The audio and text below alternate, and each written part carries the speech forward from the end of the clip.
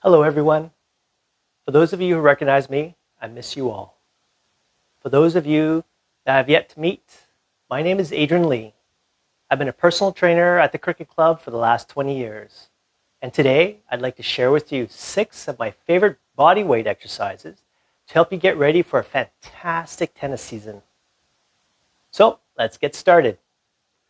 Our first exercise today is going to be a squat.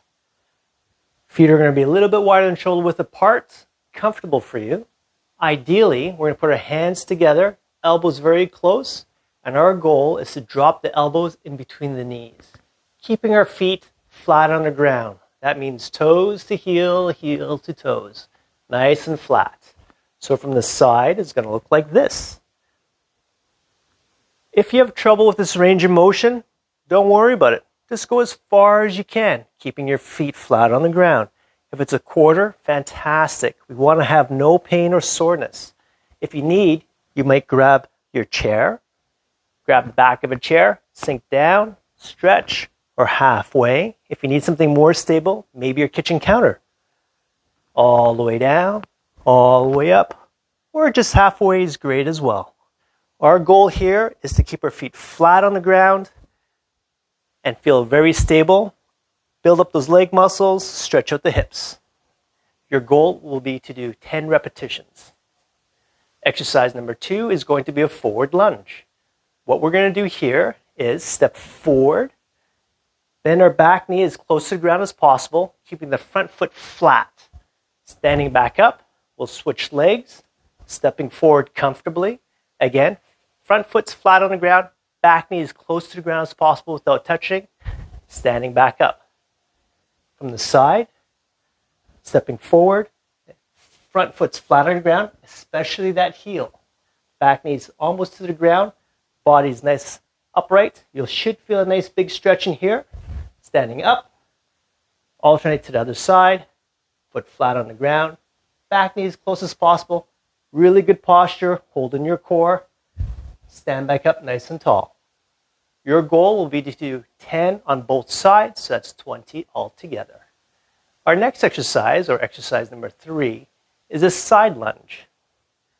Stepping to the side, I will keep one leg straight, so I feel a nice stretch in the inner thigh.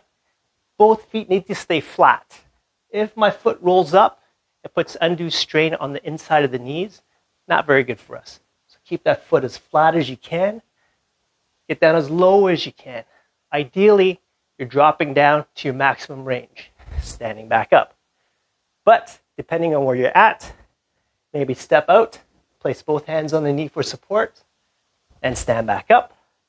Or place both hands on your feet, stand back up. Or hands together, all the way down. Make sure, again, your feet are flat on the ground, stand back up. 10 on one side, and of course, 10 on the other side. Foot flat on the ground, please. Stand back up. Exercise number 4 is a dead bug. This is going to be a core exercise. It's going to look like this. Legs up in the air, hands up in the air. The exercise is going to go as follows. One leg straight towards the ground, opposite arm, moving back, up, leg down, arm back, up. The trick to this is this, my lower back. We want to keep my belly button flattened up against the floor as I'm extending my leg and my arm. That is the advantage of the dead bug. If my back comes up as I'm going here, that means I have no core. All I'm using is my hip flexor group and my chest. What I want to do is flatten out my body or my belly button to the ground so it's nice and flat and do the exercise. So we want to do 10 on each side. So this is 1 and 1, 2 and 2. Yes. That does mean 20 in total. Our next exercise is going to be a twisting exercise or a rotational exercise. What we'd like to do is add an isometric contraction to it. So I'm right-handed, so I'm going to start with my right hand. I'm going to make a fist with my right hand. I'm going to place it in the palm of my left hand. I'm going to squeeze really hard my fist into my palm. I'm going to bring my shoulders down and back. And from here, I'm going to rotate right to left, left to right. So I'm going to do 10 in both sides. So it's 1 and 1, 2 and 2. You can follow your hand with your nose, or if you have good mobility, you can look straight ahead and let your shoulders do all the work, or your rib cage, your core. And we want the legs to face forward. Good. Once you've done 10, change hands into the palm. Big press, shoulders down, and repeat. And on both sides. So again, it's 1, 1, 2, 2, all the way up to 10 on both sides. And my last exercise that I'm going to share with you today is called the warrior push-up.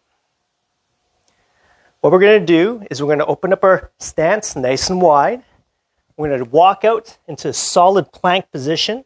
I would like you to have your hands under your shoulders and chest. The tendency is to have the hands out in front. That tends to cause, over time, some issues with the shoulders. So we want to try to prevent that. So hands back a little bit, underneath the shoulders and chest. Feet are nice and wide. We're going to move into a downward dog position, or pressing our hips up towards the ceiling. Move into a plank position. Drop all the way down to the ground. Squeeze your glutes, squeeze your stomach. Move up into a cobra stretch. Make sure your shoulders are not forward and up. I want them to be back and down. So we're getting a nice stretch through our belly button. From here, lift your hips up all the way back into that downward dog position. Plank, all the way down to the ground. Press up into a cobra. And up into our downward dog. If you're feeling very capable and you want to try something a little bit more advanced, move into your plank. Don't touch the ground. Get as close as possible. And immediately move into your cobra. One more time. Hips up, downward dog. Plank. Don't touch the ground if you can. Cobra stretch, shoulders are back. And finish. Your challenge is this. Try to complete 3 rounds of all the 6 exercises that I've shown you, 10 repetitions each. If you can get through all 3 rounds, no soreness, no pain, jump onto a tennis court, have a fantastic time. If you'd like to get an edge on your competition, maybe contact Chris or Robin and get an advanced program to get you ahead of the competition.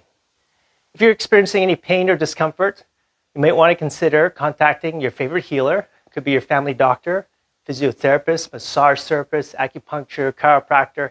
List goes on and on. You know who your favorites are. Maybe give them a shout. Work out your kinks and pains before you step on the tennis court so you can enjoy the entire season.